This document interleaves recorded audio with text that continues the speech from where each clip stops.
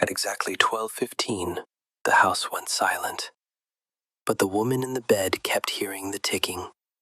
Not from the wall, not from the hallway, from inside the room. She opened her eyes. The ceiling was dark. The curtains were still. The glass of water beside her bed had not moved. But the ticking continued.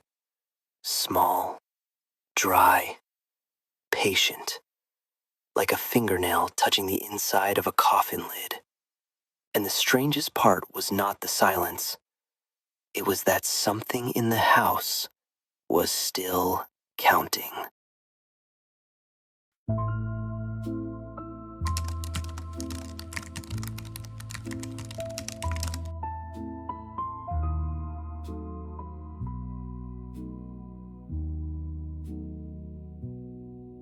Her name was Eleanor Vale.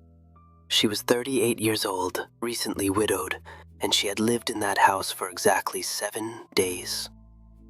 The house stood at the end of Briar Road, where the trees grew too close to the windows and the morning fog never lifted before noon. The locals called it the Vale House, although no one from the Vale family had lived there in years. Before Eleanor arrived, it had belonged to her husband's uncle, a quiet man, a clockmaker, and a man who had died alone in the upstairs bedroom. At 12:15, that was the detail the solicitor had avoided saying out loud. He had described the inheritance carefully. The house was paid off, the land was clear, the furnishings were included, and the clocks were apparently of some value. But when Eleanor asked why the house had sat empty for so long, the solicitor looked down at his papers and said only this: "Some properties require the right sort of person." At the time, Eleanor thought he meant a person with patience, someone willing to dust old rooms, oil rusted hinges, and live far enough from town that visitors would need a reason to come. She did not understand that he meant something else.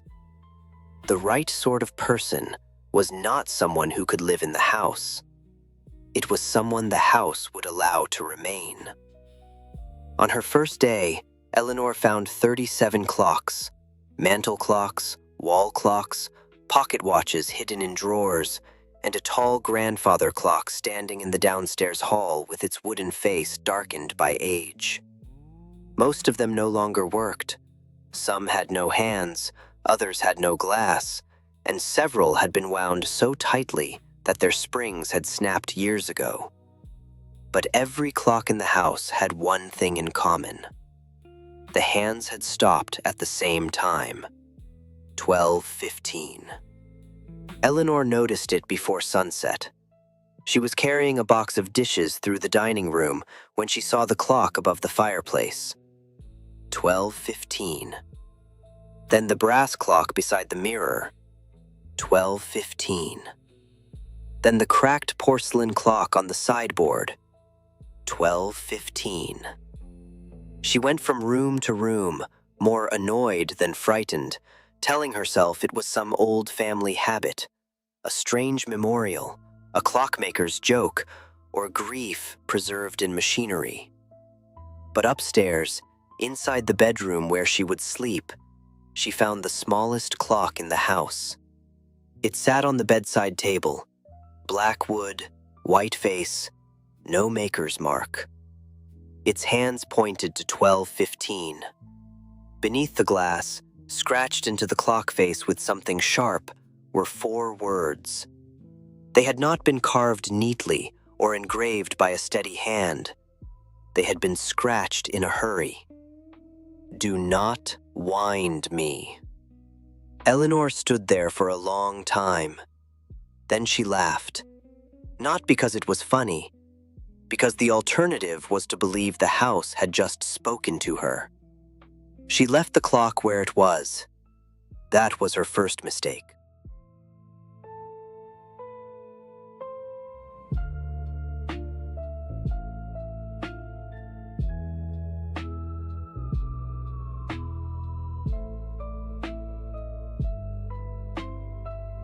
For the first week, nothing happened. Not really. The house made ordinary old house sounds. Pipes clicked in the walls, floorboards settled after dark, and rainwater moved through the gutters like fingers dragging along tin. Eleanor told herself that was all it was. A house adjusting, a widow adjusting, two lonely things learning how to exist in the same rooms. But on the 8th night, she woke at 12:15. She knew the time before she saw the clock. Not guessed, knew. Her eyes opened, and the darkness felt arranged around her. The room was too still, and the air had that cold, waiting feeling that comes before someone says your name. Then the ticking began. At first, she thought it was the little clock beside the bed, the one with the warning scratched into its face. But its hands had not moved, its pendulum was still, and the case was cold when she touched it. The ticking continued anyway. Not loud, not near, but intimate, as if the sound had been placed inside the room with her. She lit a candle and searched beneath the bed, inside the wardrobe, behind the curtains, and through every drawer. Nothing. The ticking followed her everywhere, always the same distance away, not close enough to find, not far enough to ignore. The next morning, she carried the little clock downstairs and placed it on the kitchen table. In daylight, it looked harmless. Just an old thing left behind by a dead man. The scratched warning seemed almost childish. Do not wind me. Eleanor turned the clock over and found a keyhole in the back, but no key. She searched the drawers until she discovered a small brass key wrapped in a piece of black cloth. For several minutes, she only held it. The house was quiet around her. Too quiet. Then, from somewhere upstairs, came one soft tick. Eleanor put the key into the clock. She turned it once. Nothing. She turned it twice. The spring inside tightened. She turned it a third time. The clock began to tick. Not quickly, not cheerfully. It ticked with the slow certainty of something that had been waiting to resume. Eleanor watched the hands. They did not move. Still 12:15. Tick, tick, tick. Then all 37 clocks in the house answered. Not one after another, all at once. The sound filled the hall, the parlor, and the rooms upstairs where no one was walking. Tick, tick, tick. She dropped the key. The ticking stopped. Every clock returned to silence, except the little black clock on the kitchen table. It kept going. That afternoon, Eleanor walked into town with the clock wrapped in a towel. She found the watch repair shop beside the bakery, where an old man named Mr. Hale worked behind a counter covered in gears, springs, and cracked glass. He looked at the clock only once. Then he stepped back. "Where did you get that?" Eleanor told him about the Vale house, the upstairs bedroom, and the old clockmaker. Mr. Hale did not touch the clock again. He only said, "That clock was buried." Eleanor thought she had misheard him. Buried? Mr. Hale nodded. With him. The old clockmaker, Elias Vale, had been found dead in the upstairs bedroom 22 years earlier. There was no wound, no sign of violence, and no note. Every clock in the house had stopped at 12:15. On his chest, the family found the little black clock, still ticking. When they buried him, they placed the clock in the coffin because no one could make it stop. 3 days later, it was back in the house, on the bedside table. Eleanor did not speak. For the first time since her husband's funeral, she felt something break through the numbness. Not fear yet. Recognition. That old, sick feeling grief gives you when it returns wearing a different face. She had moved into the house because she wanted silence. She had inherited 37 clocks. and now one of them had begun answering back. Mr. Hale looked toward the street, as if someone might be listening through the glass. Then he said, "Your husband brought it to me before he died." Eleanor looked up. Mr. Hale's voice became quieter. He explained that her husband had wanted the clock destroyed. He had left it on the counter and sworn he would never enter the Vale house again. By morning, the clock was gone. By sunset, Eleanor's husband was dead. And when the house was opened afterward, the clock was back on the bedside table. Eleanor's hand tightened around the towel. Mr. Hale went on, quieter now. Elias did not make that clock. He found it in another house, after another death. He was not the first owner, only the one who kept it longest. Mr. Hale wrapped the clock again and pushed it back toward her. Some clocks count time, he said. That one counts debt. Eleanor asked whose debt. Mr. Hale did not answer. Before she left, he gave her one instruction. Do not let it reach 12:15 while you are awake.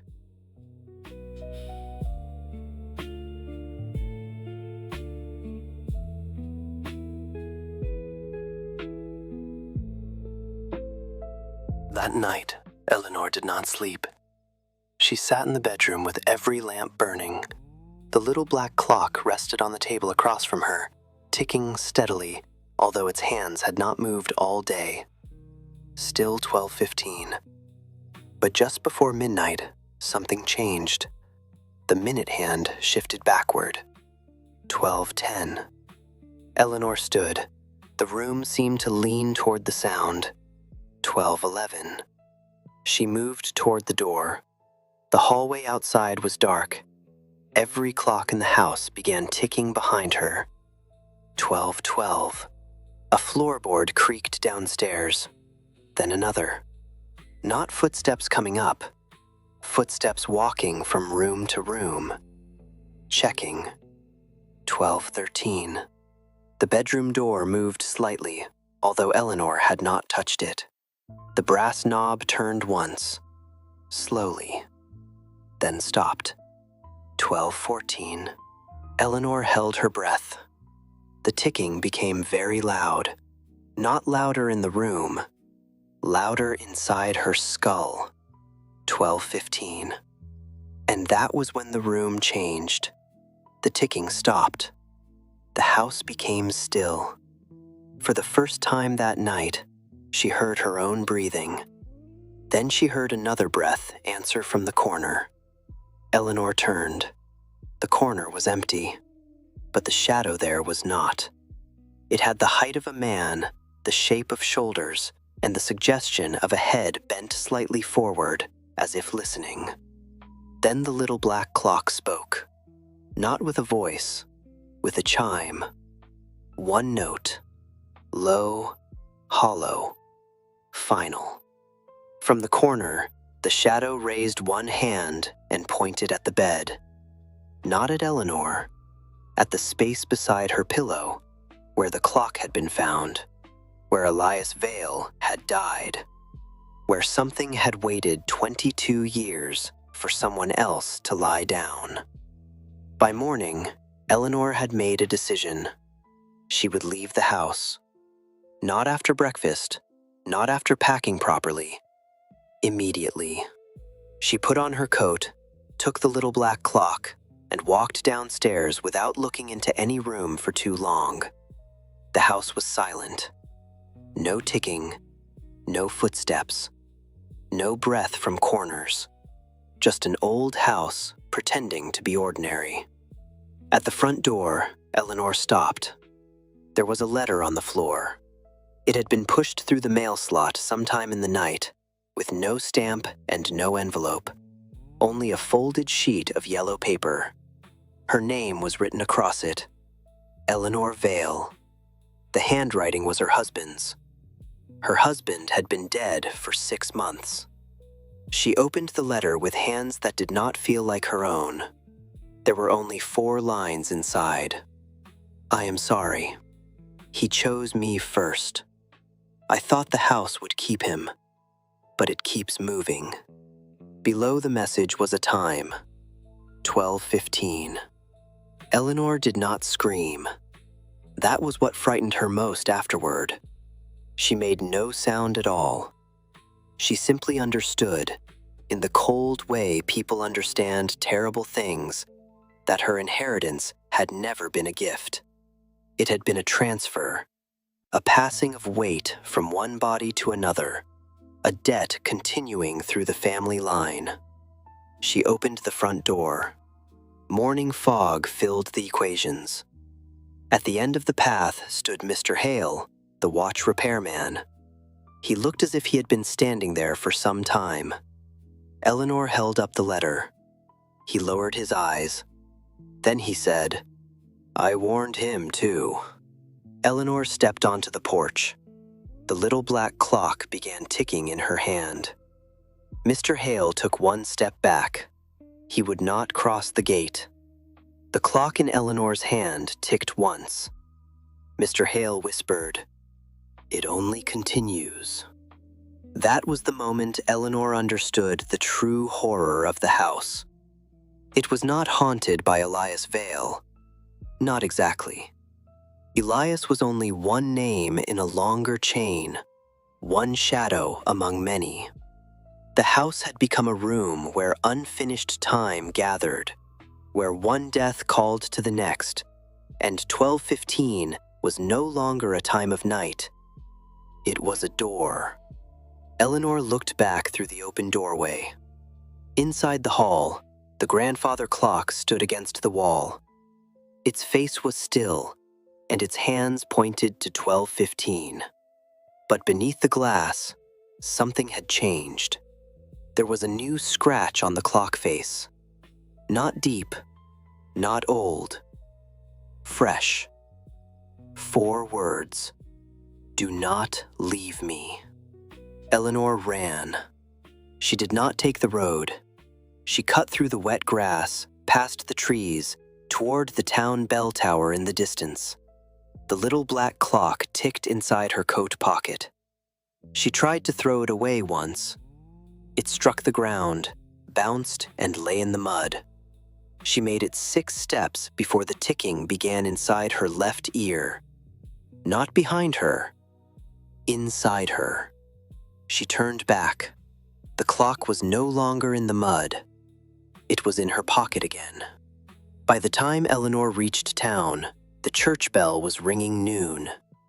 People turned to look at the widow in the torn coat, her hair loose, her shoes covered in mud, and the black clock clutched to her chest like a dead bird. Mr. Hale was not behind her. No one was. She went to the one place she thought might be safe, the church. Not because she was especially religious, but because the building had a public clock, a large one, high in the tower, where everyone in town could see it. At 12:14, Eleanor climbed the bell tower steps. The little black clock ticked faster. Not because the hands moved. They never moved. But because the sound seemed excited now, hungry, almost grateful. She reached the mechanism room. Huge gears turned slowly behind the clock face while sunlight cut through the dust. Below her, the town waited in ordinary daylight, unaware that anything had changed. Eleanor took the little black clock from her coat. For the first time, it felt warm. 12:15 came. The town clock stopped. The church bell did not ring. Every clock in town fell silent. For one perfect second, Eleanor thought she had trapped it. Then she heard the ticking begin again. Not from the little clock, not from the tower. From below. Hundreds of ticks rose from houses, shops, pockets, kitchens, and bedrooms. Every clock in town had answered. Eleanor looked down through the clock face. People were stepping into the street, checking their watches, staring into windows and calling to one another. Confused. Afraid. Then every clock in town struck one note. Low, hollow, final.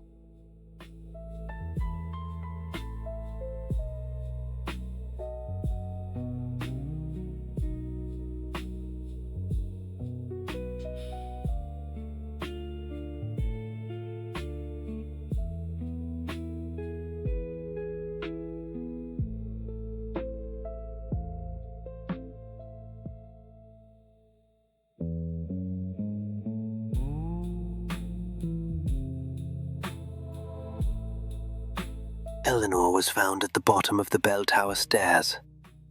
Alive, barely. Her hair had turned white in a single night, or so the town claimed. The little black clock was never found on her body. The official report said she had fallen. The doctor said shock. Mr. Hale said nothing. Most versions of this story end there. A woman falls, a clock disappears, and a town explains the impossible with the nearest ordinary word. Shock. But the details that get left out are the ones worth listening to. There are 5 layers inside the story of the Vale house. The first is historical. Not history in the sense of a verified public record, but the private history every haunted object needs before it becomes dangerous.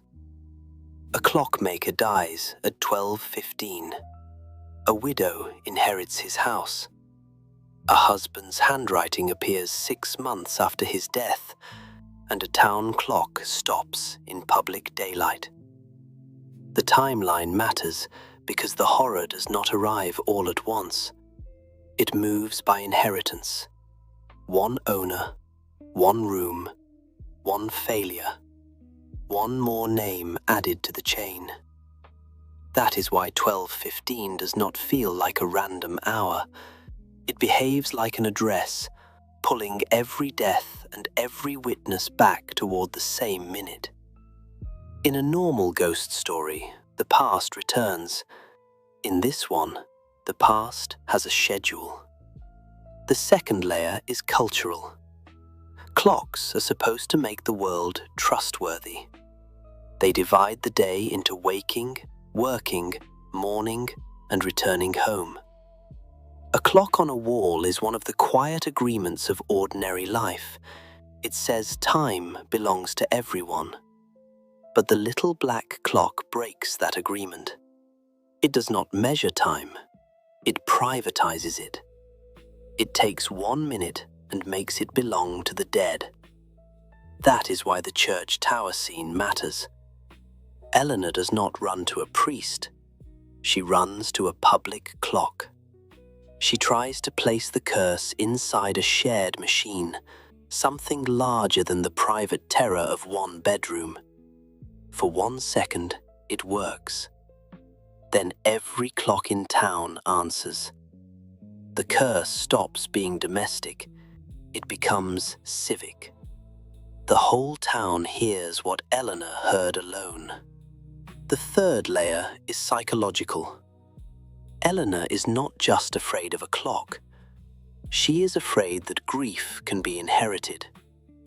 Her husband is dead, the house is silent, and her new life is supposed to begin in rooms where no one knows how much she has already lost. But the house refuses to let grief stay private. It gives her a machine that repeats one moment forever. 12:15. Again. Again. Again. That is what trauma does. It rarely preserves the whole event in order. It preserves fragments, a minute, a sound, a single object left on a table. No matter how far the person runs, the mind puts it back in the pocket. The fourth layer is symbolic. The clock is not only a haunted object, it is a coffin with hands. Black wood, white face, no maker's mark. It has a keyhole like a mouth that refuses to speak until someone turns it, and it carries a warning beneath the glass. "Do not wind me." That warning matters because of what it does not say. It does not say, "Do not keep me." It does not say, "Do not touch me." It says, "Do not wind me." The object is not dangerous merely because it exists. It becomes dangerous when someone gives it motion, participates in its mechanism, and believes one small turn cannot matter. That is the oldest shape of a curse, not a monster attacking from the dark, a human hand completing the mechanism. The fifth layer is the unanswered one. What was the dead? Mr. Hale says the clock counts dead, but he never says whose. Elias Vale did not make it, he only found it. Eleanor's husband tried to remove it and failed, while the town renamed the final event as Shock and moved on. No one in the chain is innocent, but no one seems like the first sinner either. The curse has no clean beginning. What remains is a chain of transfers, owners, rooms, warnings, and people who believe they can be the last. Eleanor survived for 11 more years. She avoided the Vale house, remained unmarried, and refused to keep a clock in any room where she slept. But every year, on the anniversary of that night, she woke at 12:15. Not because a clock rang, not because anyone called her name, because somewhere nearby, in a room she could not see, something began to tick. The Vale house was torn down in 1941. The land was sold, the road was widened, and the trees were cut back. No one knows what happened to the clocks. No inventory mentions them. No auction record lists them. The town paper says only that several boxes of household objects were removed before demolition. And if the little black clock went home, as it had done before, then one of those boxes may have carried it away. White face, no maker's mark, hands fixed at 12:15. If it exists, it is probably sitting somewhere ordinary now, in an antique shop, on a private shelf, or in a bedroom where someone has already noticed that it does not work. Maybe they picked it up because it looked beautiful. They liked the weight of it, turned it over, and found the keyhole in the back. Maybe the key was wrapped in black cloth, waiting in the same drawer. And one night, when the house is quiet and the lights refuse to turn on, they will hear it begin. Small, dry, patient. 12:10, 12:11, 12:12, 12:13, 12:14, 12:15. And then the room will change.